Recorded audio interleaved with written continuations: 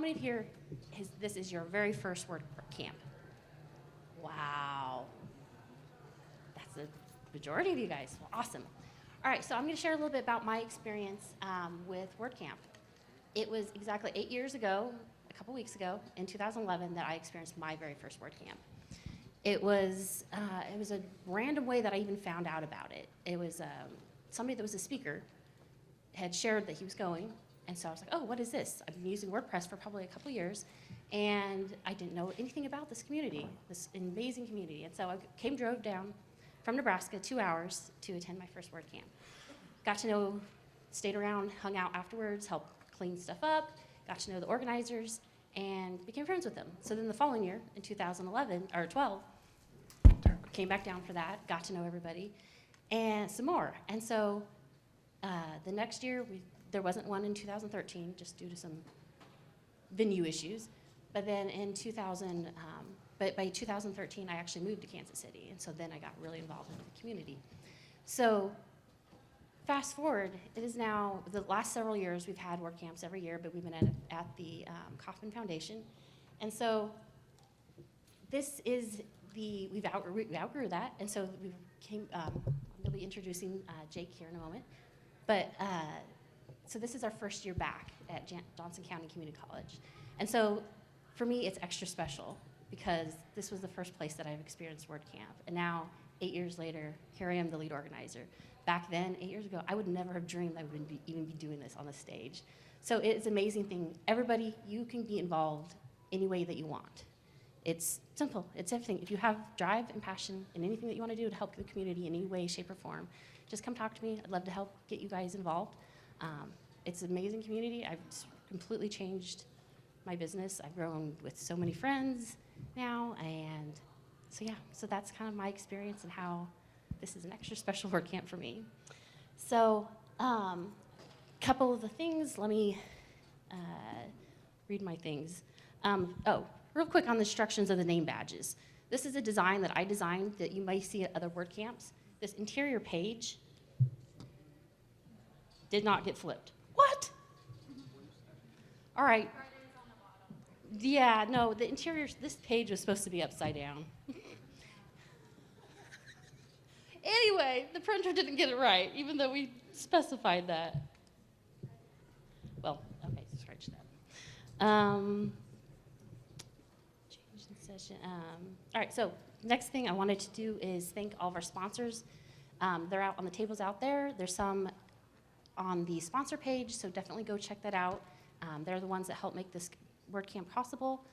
Financially, we do get a lot of donation from WordCamp Central, the overlying umbrella that helps run WordCamps. And thanks to our organizers, everyone that has helped me on my team.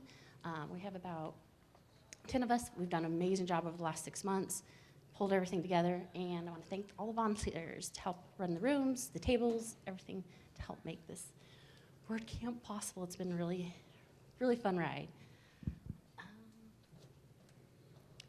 All right, I think that's all that I got. So now I'm going to have Jake come in. He's going to talk about Johnson County Community College and share a little bit about what they're all about. Thank you so much. Welcome, everyone. My name is Jake Akehurst. I'm a program director for continuing education here at the college. I've been here about 13 years and witnessed a lot of different things and a lot of growth at the college, and it's just really an amazing place to work and be, and I just want you to all feel comfortable and welcome here and take time to just sort of be a part of our community, and we're glad you're here. So just a couple of things. A lot of times people thank people at the end of these things, so I'm going to take a moment while I have the mic to thank people at the beginning. So Ann Hunt, who it happens to be her birthday today, so if you see Ann Hunt walking around, Ann is our scheduling events person who really, I get to stand up here and say welcome and do all these important things, but really Ann's the one that was in here stringing chords and doing tablecloths and really put in the lion's share of the effort leading up to the event from a Johnson County Community College perspective. So I want to thank her. We have audiovisual staff, we have housekeeping folks. We just have a team here that I really want to take a moment and just highlight and say They're all glad you're here. They do this all the time, and they're really great at it, and sometimes you just don't see that, and I just want to take a moment to thank them. A few fast facts here about continuing education because, hey, I got a minute or two. So we enroll about 20,000 students a year continuing education. So that most people think of Johnson County Community College, they think 2-year associate's degrees, credit programs. On the non-credit side, we actually have more head count students than credit. So that could be anything from our summer youth program. So you might have seen some parents and kids walking in this morning. We'll have about 3,000 summer youth students here in about a 2-month window. CDL, career and technical education, healthcare programs, business and leadership, project management certifications. I run the technology training area, so I see Mary White over here. Mary teaches our WordPress course, so we have a nice natural fit there. We also have data analytics, web development, Microsoft Office, a whole series of Adobe Creative Cloud courses. So we actually trained 741 organizations last year. Our numbers for this fiscal year are due any day now, but last year we had 741 organizations trained. In this space, in this area, there were 854 events and 55,000 attendees. So this is really a hub of the community, and we're glad you're here. I was thinking about our mission. So our mission is to inspire learning, transform lives, and strengthen our community. That's an exact alignment, I think, with what WordCamp is all about. You all are here to get inspired, to learn something. You're probably going to, well, I hope we transform your life a little bit that over the next 2 days, either your life, your personal, your business, you have an opportunity to grow and learn. Hopefully that strengthens your community where you go back to and live and work and play. Hopefully this WordPress community is strengthened as well. So I think it's a great fit. So without further ado, I will transition to our keynote. Let me switch. What do you got? I forgot a couple things. Okay. Cool. Wi-Fi. And then, no. Oh, yeah, Wi-Fi. That's the most important part. It's WordCamp Kansas City is the Wi-Fi name, and then the password is WCKC 2019. It was supposed to be on name badges, and we didn't get that either. Okay, the other thing I wanted to show real quick. This is the shirt from the first year, the name badge from the first year. I'm going to have it back in the back, very back corner with all the other shirts, just so you can kind of check out the designs over the year. And then the hashtag for if you want to tweet, take pictures, quote anything, is WordCamp KC. And then over there on the either side of the wall is our tweet wall, so you can see what everybody's talking about. Really get involved, tweet, and that you can really get to know people that way. So yeah, all right. I think there was something else, but now I don't remember. All right, take it away. Restrooms. That's always a good thing to point out. So there's restrooms in this back corner right here, and then there's some in the main hallway just directly outside this door. I doubt there's no severe weather or anything forecasted today, as far as I know. If there was, we'll have staff. We'll be able to get you to our shelter areas. If there's a fire for some reason, the assembly area is just straight out these doors on our top deck of our parking garage here. So, yeah, that's some of the housekeeping things. Our speaker today, our keynote that I'm looking forward to hearing, he's a nice fella. I've enjoyed talking to him already this morning. But his name is Ben Bradley. He's a business development guru, or director of business development, I should say, for WordPress VIP, and he currently works at Automattic. He tells me he resides here in Prairie Village, Kansas, so he's a local guy, which is great. We're glad to have him. And even better for us, he says his mom was a community college dean. So he's like been around this world of community colleges, so he feels right at home. His title for us today is What Enterprise WordPress Users and Local News Publishers Share in Common. So I'll let him take it away. Thank you so much. That's a really kind introduction. I'll also mention my stepfather is a community college professor. So love community colleges, really appreciate Johnson County Community College for hosting us. This is an amazing facility, and we're all here to learn, so I hope I can play a small part in that. Let's hit this button. Hey, all right, it's working. Howdy, or hi, I'm Ben Bradley. This is my first WordCamp, Casey, and I'm super, super excited to be here. I just want to reiterate some things that were said already. Thank you so much to the event organizers. Can we give them a quick round of applause? It's a lot of hard work, and they're volunteers. Thanks to the speakers other than me. Don't thank me. But thank to everybody who's donating their time for this event. Thanks to the sponsors that sort of keep things going. And thanks to you all. It's a big commitment to spend 2 days learning about WordPress and bettering your skills. And I think it's a really exciting event. I took a look at the schedule. You've got some great sessions coming up. And I'm very excited to be here. So I'll tell you more about who I am in just a second. But let me be clear about who I'm not.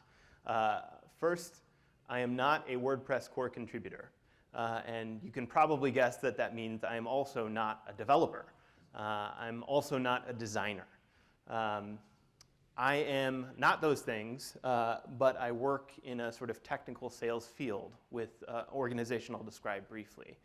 My goal today is to describe to you sort of the trends that I see in my day-to-day working around enterprise companies and how those relate to an area where I don't work day-to-day, but is near and dear to my heart, which is local news.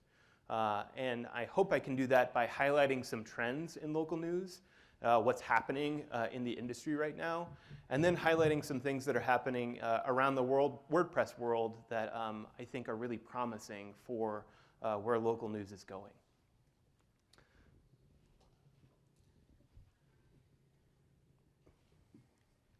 And the clicker's not working. Sorry, technical difficulties.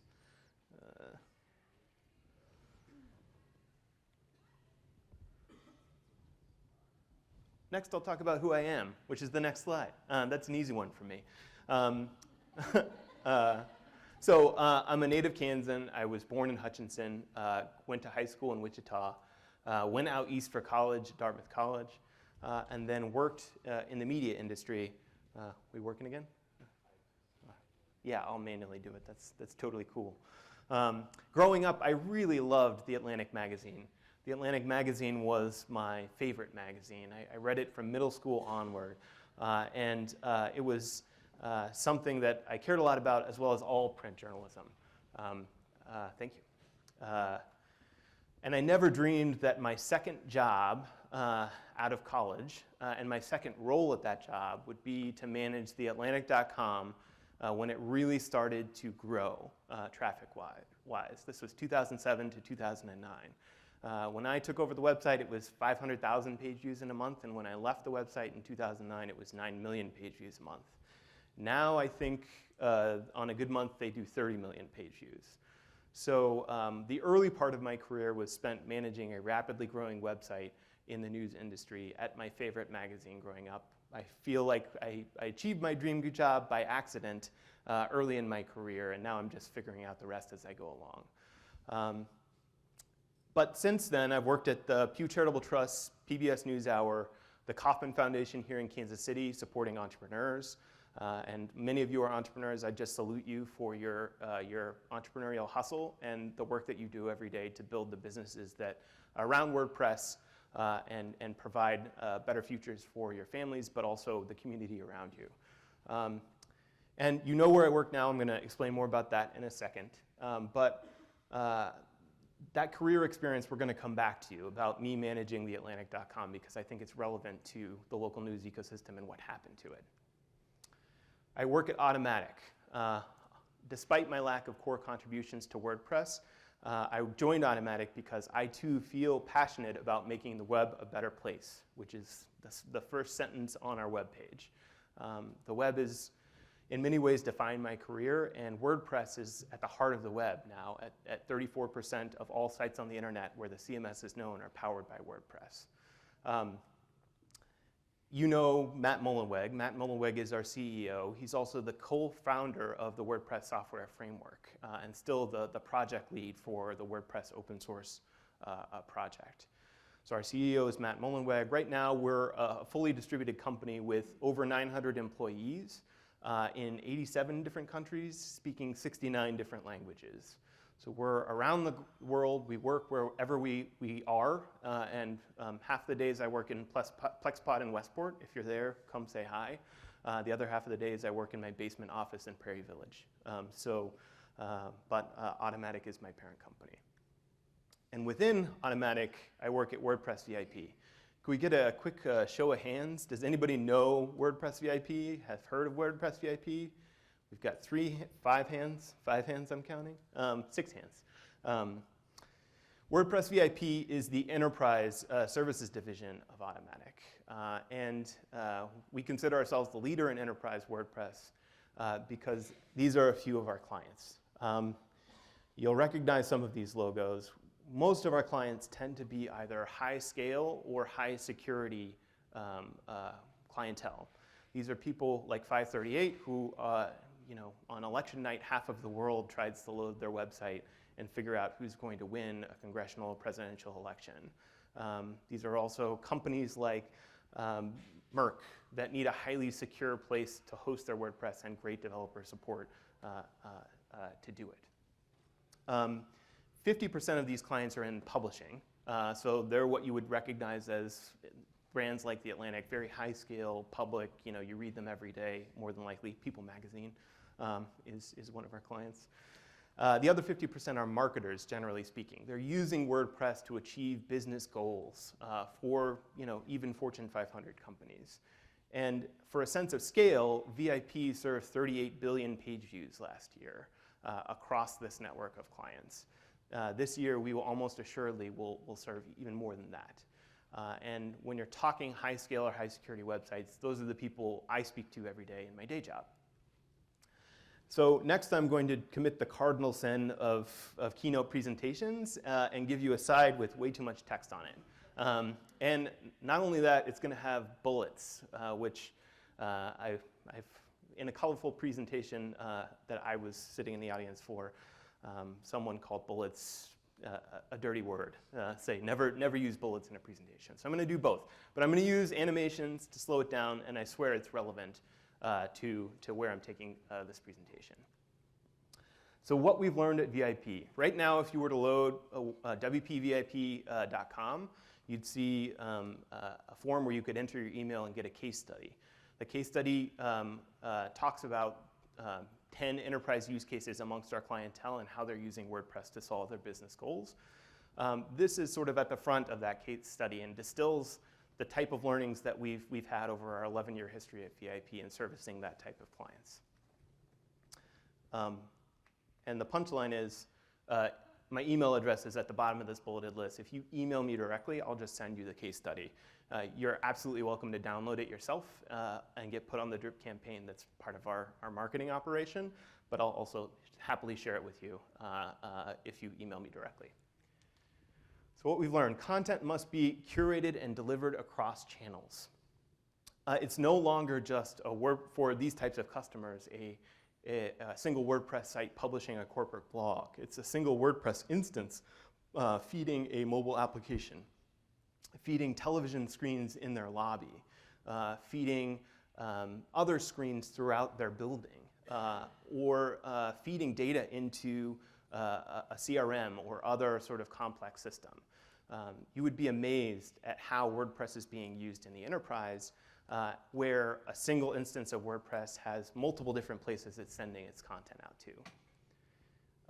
A related point, and this is very related, content delivery is shifting from pages to components. So components are the sort of atomized parts of content where there are either fields or, in the new block-based editor world, blocks of content that get shipped through the REST API or theme code to other parts of where those distribution channels are existing. Executives need freedom to focus on their business. I talk to these executives in my day job, and not one of them says, I want to spend more time thinking about my content management system. They all frame it as, I need to get this 90% out of the way so I can focus on the last 10%.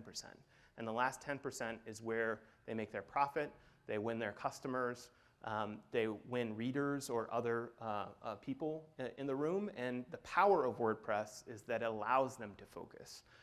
It's an open source tool that's very powerful and can be run in a highly secure and scalable fashion, and it allows them to focus on that last 10% and drive business results for their management, their shareholders, themselves.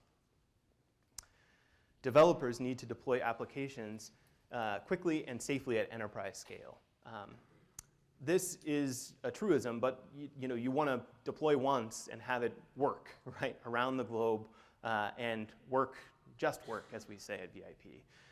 They need modern tooling to do so. They need modern workflows, development workflows, but they also need infrastructure that supports them deploying in one place and having an internet scale backbone behind it. Projects need connection and coordination. This is true both inside the WP admin, inside the WordPress instance itself, where teams are collaborating on getting content through WordPress and out the door. It's also true outside of WordPress, the integrations with WordPress that power these businesses, because very rarely, again, it's no longer simple sites that are powered by WordPress. It is WordPress instances that have to integrate with Salesforce, have to integrate with Marketo, HubSpot, an email campaign solution, you name it, and WordPress is integrated with it. And these enterprises need those connections to be seamless and need a press of the publish button inside WordPress to trigger actions all throughout the software stack that they're using in their enterprise. And lastly, and this is something I think we all can relate to, marketers are asked to deliver more with less. It's as true in well-resourced Fortune 500 companies as it is in a small business. No one's budget for existing implementations is growing year over year by leaps and bounds.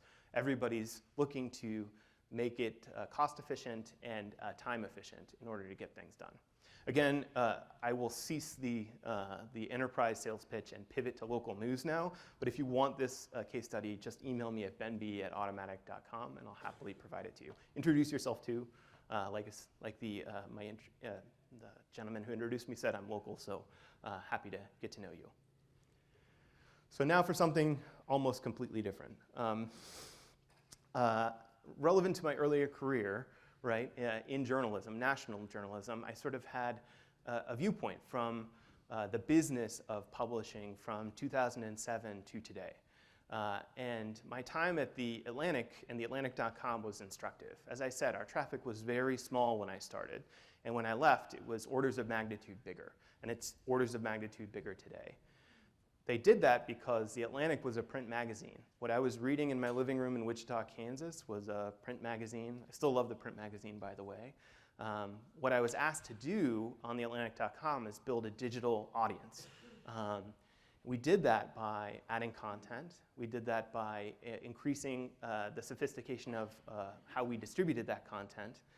This was the Web 2.0 era in publishing. I don't know if a lot of you remember that or that name sounds familiar, but this was about drawing connections, social connections between sites and leveraging platforms like thefacebook.com, I don't know if you've heard of that one, or Twitter, which was brand spanking new, to gain audience and bring that audience to your website.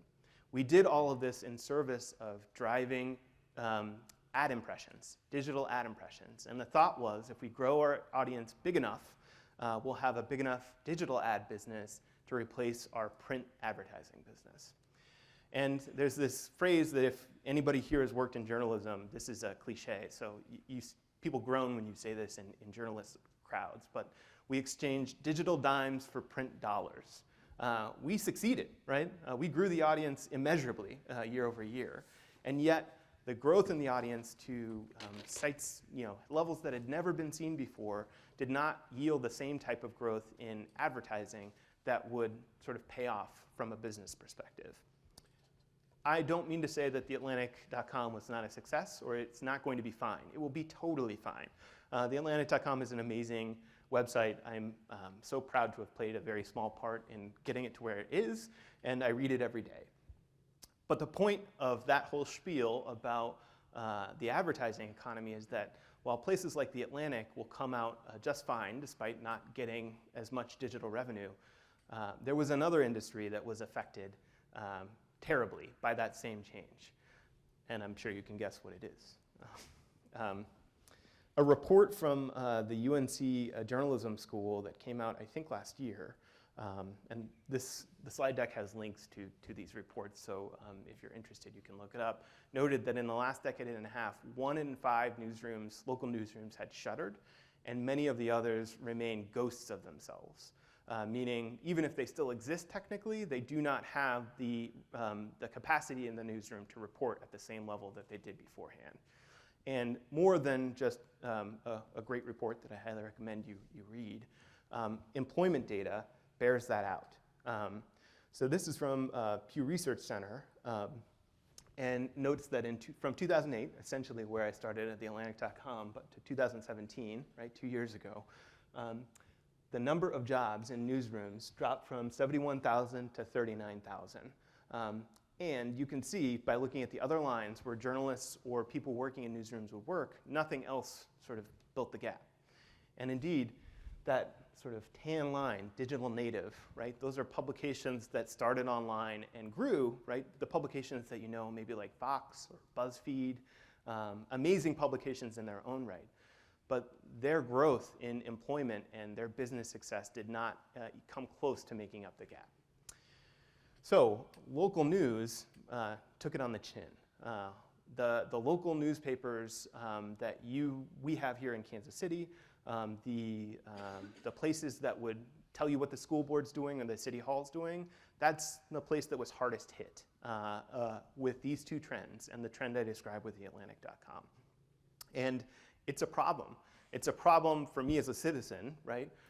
Because it's harder for me to understand what my elected leaders or my city governments, my local governments are doing.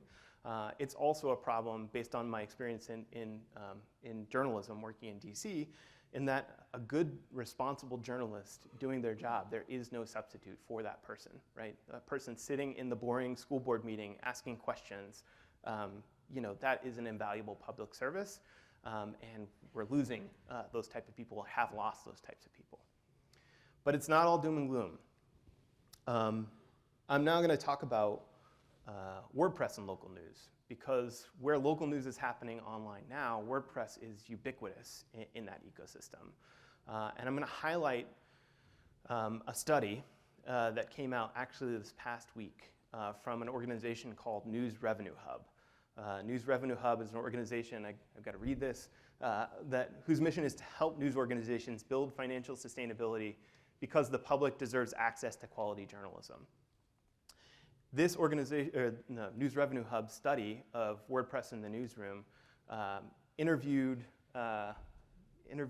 one-on-one interviews with around 8 newsrooms and a large-scale survey of 1,000 newsroom employees, local newsroom employees, and they had 279 respondents. So it's both qualitative and quantitative. And they found that WordPress is used in 72% of local independent online news, Lion newsrooms, and it's used in 68% of the Institute for Nonprofit News newsrooms, which is another local institution. So WordPress is the tool that the people who are still here are using to publish locally. And this study came out this last week, and when I read it, I saw some striking parallels with the type of conversations that I have with major companies day to day. So I'm not going to put text on a slide. I've learned my lesson. So you're going to have to bear with me reading the conclusion and relating it to something I saw before.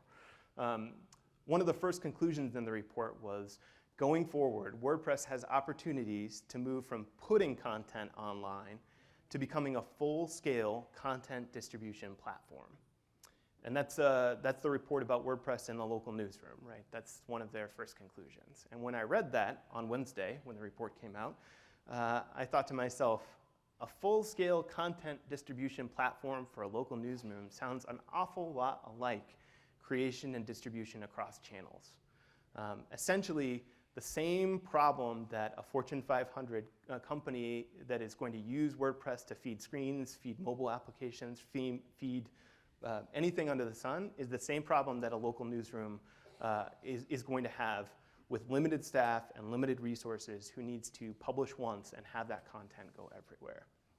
And indeed, our case study notes one of these instances. This is actually the graphic from our case study of Capgemini, where they're using WordPress to publish 20,000 pages in 10 plus languages across 38 individual sites with geolocation and multilingual support, right? So multiple languages, multiple sites, multiple places around the world, all using WordPress as a content hub to do that. Now, your local news publisher is not doing that, although they might be publishing multilingual, depending on the community that they're trying to reach. But what they have are a limited number of staff, 2 to 3 people, and what they need is a way to use one tool to get content to the many places their audiences might value. That could be social, that could be the web, it could be a mobile view or a mobile application. The report also concluded that rather than relying on simple default layouts, modern editors, even at the local level, that's my ad, want a variety of options, including ways to present video, audio, and data visualizations. So rather than simple layouts, they want a variety of options to present individual units of content. This, of course, made me think of components, not pages. What local news editors want are not templates, not theme code that's beautiful. They want atomized bits of content that they can control the presentation of that content, right? If they're working a video into an article, they need to be able to do that quickly and easily from the tool itself and not rely on a developer to do it. And this graphic is actually from our study of News Corp Australia, where they've built out a custom site builder application where they can do layouts of pages and not need a developer involved.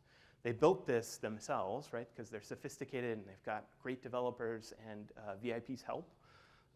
You'll see later, it's my theory that soon they won't need it because of where core WordPress is going and the block-based editor, what that's making possible. I omitted a conclusion about modals and calls to action because I'm going to show you a video in a second that sort of shows a similar type of pattern. Lastly, the conclusion the report reached is distribution is an area where WordPress is by default dependent on integrations with other products. So you can't distribute without to other systems without involving other products. In these cases, the quality of the user's interaction greatly depends on how well the integration is managed. That's a bit opaque, but essentially what they're talking about is if you don't know what you're doing when you're setting up an integration between WordPress and your email newsletter system, or WordPress and your subscription system, or WordPress and a CRM, it will define whether or not you think WordPress is good and that integration is good. It will really define your satisfaction as an end user based on the quality of that integration. And notably, this report also said that over 80% of these newsrooms had access to developers. But their access was limited to a couple hours a week, and I'm betting that resonates with this room. Despite the access to developers, the individual editors and users lacked technical confidence when it came to making major changes themselves. Dependent on integrations and the quality of integrations, right? This point from this local WordPress news report made me recall seamless connection and coordination, right? That I hear VIP clients asking for every day.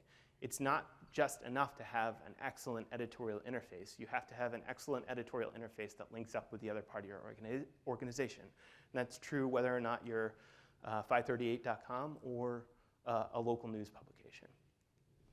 Lastly, freedom to focus. This quote was just too good not to share. This is another way too much text on a slide. So a survey respondent put it succinctly. Too many plugins that don't work well together, site load times. I just want to write my damn stories and not have to worry about whether or not my site is operating correctly. That sentiment is universal. For anybody who's touched a content management system, much less a piece of software, right? Leave WordPress out of it, right? When something is not working and you just want to write your damn stories, there's no more frustrating feeling in the world. So I hear that from the people I speak to every day in corporate America. We've heard this from a respondent in the survey, and I'm betting, just based on the amount of nodding I saw in the room, that you can relate to that sentiment. So, 3 green shoots, maybe blue shoots, considering it's WordPress, and that's what I'm going to talk about here.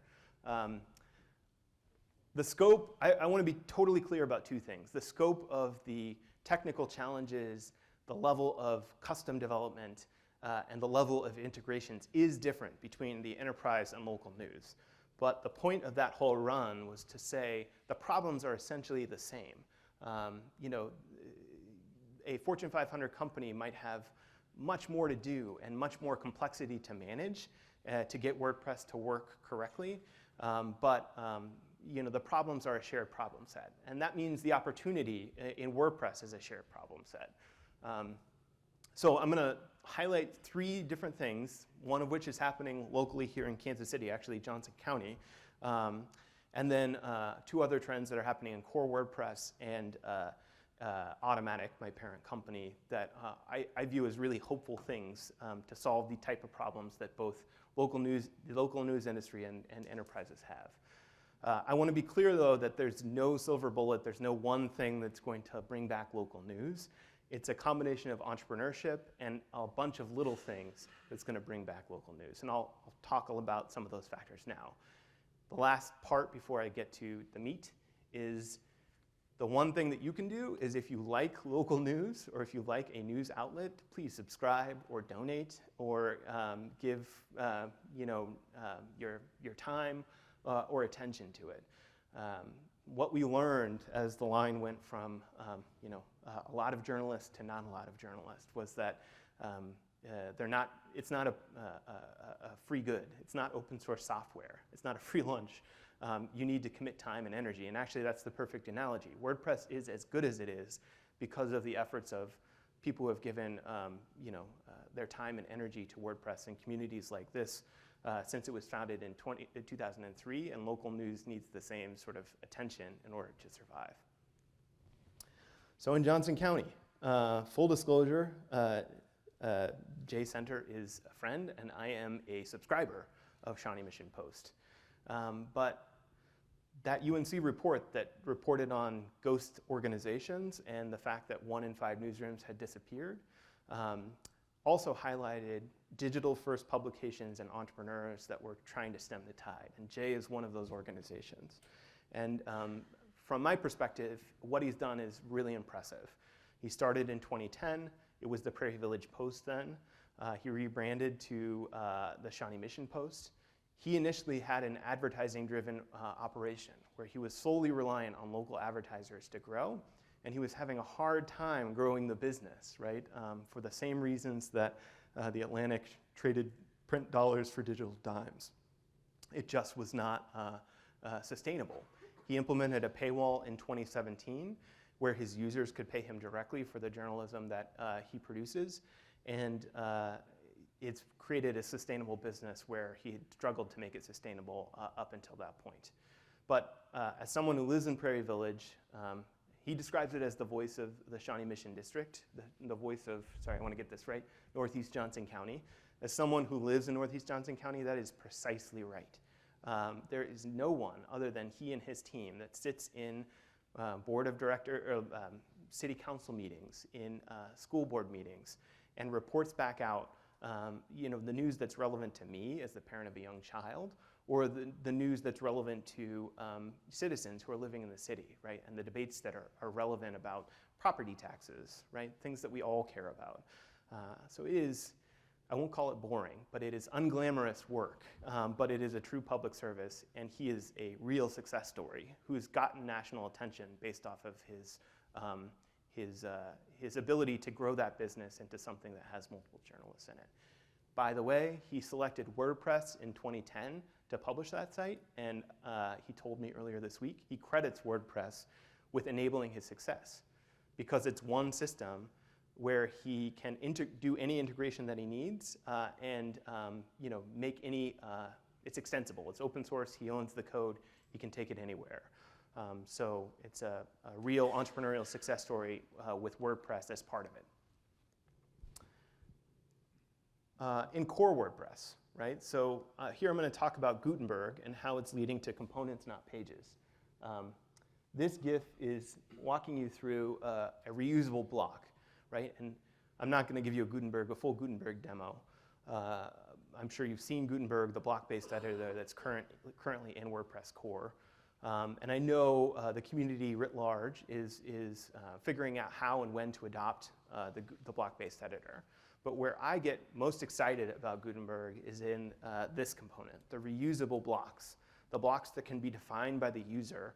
In this case, it's graph, a graph application where somebody's dropping in the HTML call to a graphing solution, creating a reusable block that allows them to drop in that graph anywhere on the site that they want.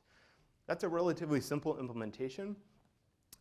Where we're seeing in VIP and what we're hoping to see in the rest of the WordPress community is that integrations with newsletter providers, CRMs like Salesforce, other business systems create reusable blocks or Guten blocks that are off the shelf that allow you to, as an end user, take these components and assemble a page to allow in WordPress to allow you to accomplish a business result without leaving WordPress.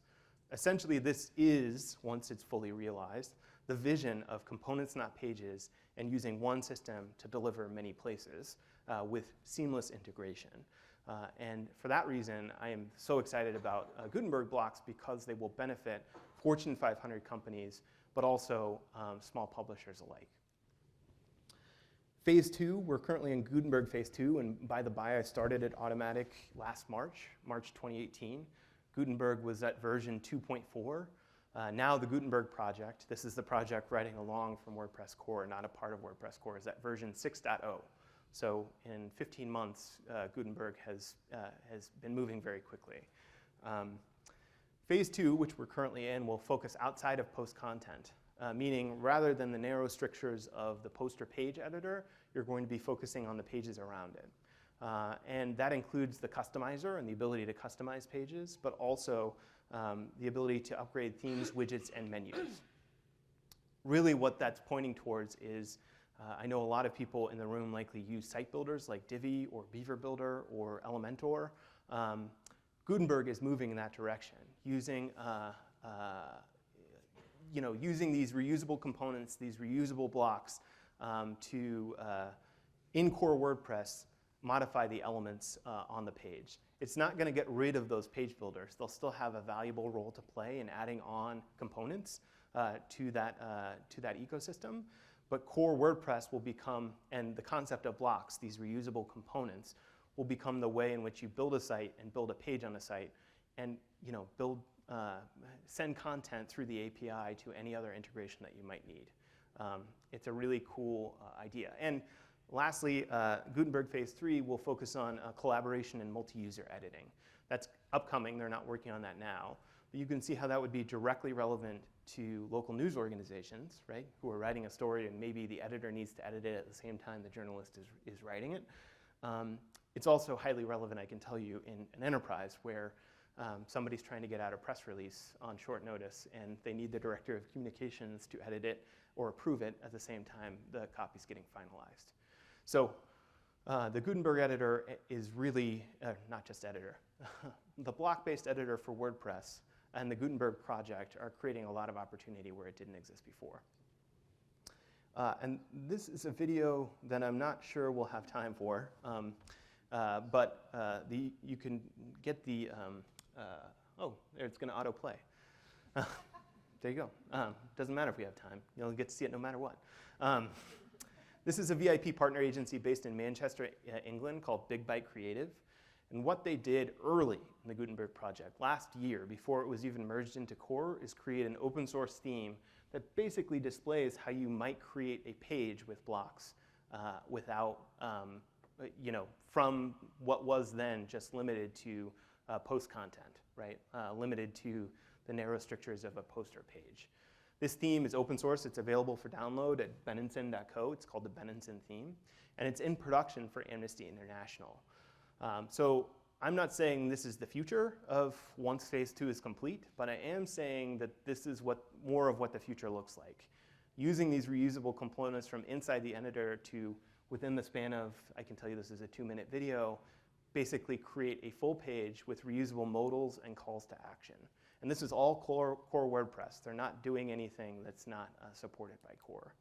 So there's a great video on VIP's YouTube channel that goes into this in a little bit more detail. You can learn more and download it yourself at benenson.co. And this came out last October. I am certain, absolutely certain, that there are equally as cool, if not cooler, implementations in the WordPress ecosystem right now that are only going to get cooler as the Gutenberg project progresses. And lastly, I want to talk about an Automattic initiative called NewsPack. NewsPack is actually a collaboration between Automattic, my parent company, the Google News Initiative, I've got to read this list, the Lenfest Institute for Journalism, Consensus, the Venture Studio Backing Civil Media, and the John S. and James L. Knight Foundation.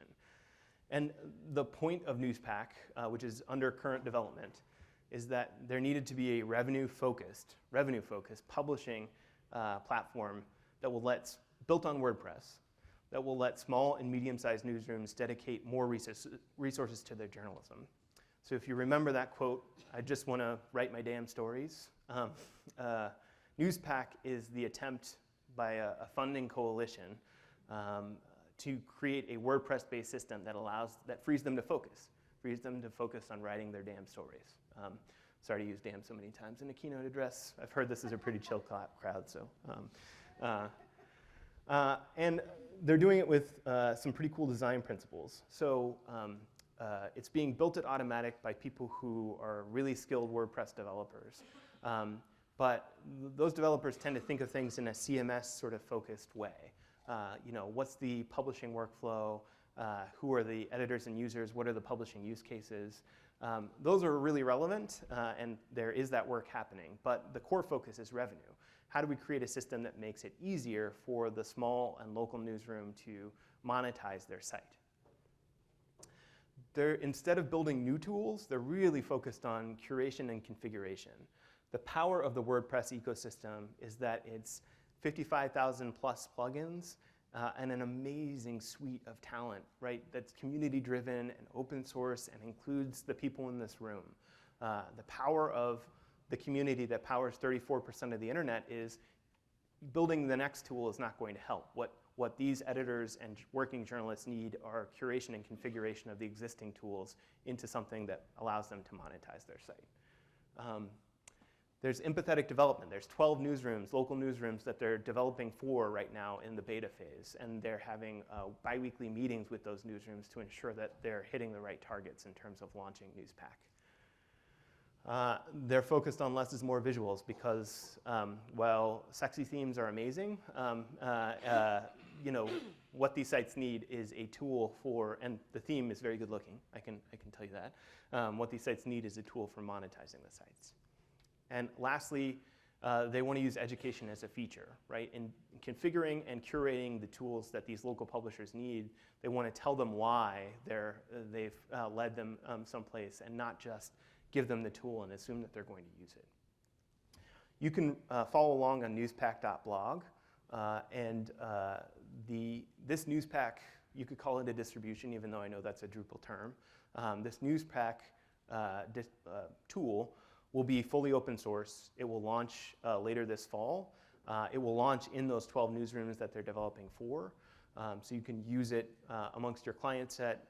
If you want to start a local news site, use it yourself. Our commitment to open source is unwavering. Of course, if you want to host it at WordPress.com, that will be available as well, but it's not a requirement. So I hope I've delivered a little bit on my promise to connect major companies to local news and sort of explain to you why I care about it so much. And highlight, of course, a site in our backyard that's doing really great work.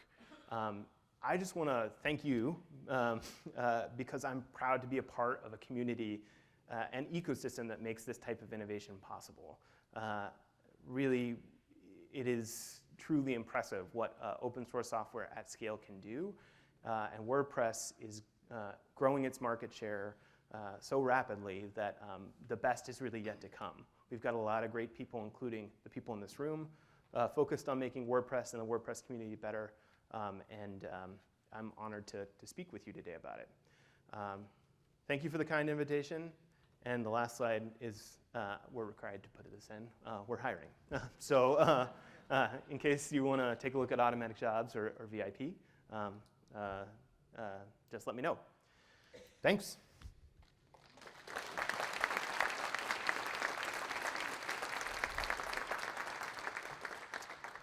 And I think there's time for questions, but if you don't have any, that's fine too. Go for it. Yep.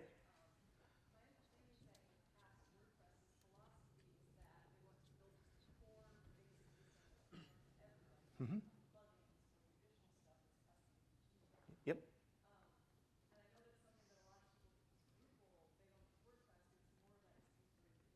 Yep.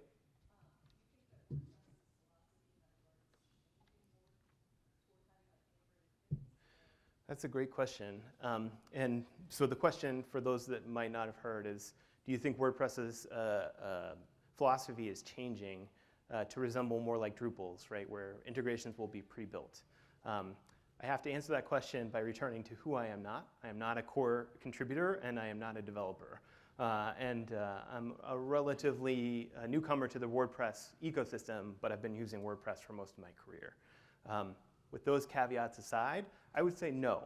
I don't think WordPress's sort of core philosophy is changing. Or you could say maybe it's slightly altering WordPress core with the block-based editor and the Gutenberg project to become more friendly to integrations, right? Where blocks as components can be those plugins, can be those points of integration, but it's still essentially core WordPress. WordPress is the core framework where those integrations are coming in. I think, just pulling on a thread that I heard you say, those plugins, those integrations that slow down the guy who wants, or I'm presuming a guy, the person who wants to publish their damn stories, that's a common complaint, even amongst enterprise customers. The power and the glory of WordPress plugins is that there's something off the shelf that will allow you to do something that WordPress itself wouldn't do. But there is risk and reward there. And the risk is that you'll slow down your site or complicate things in a way that makes it harder to maintain core. So personally, I look at the block-based editor as a way of evolving core to become more friendly to those integrations while not giving up the ethos of core WordPress being the flexible interface for the rest of the world. Did I answer your question? Okay, great. Any other questions? That was a really good one.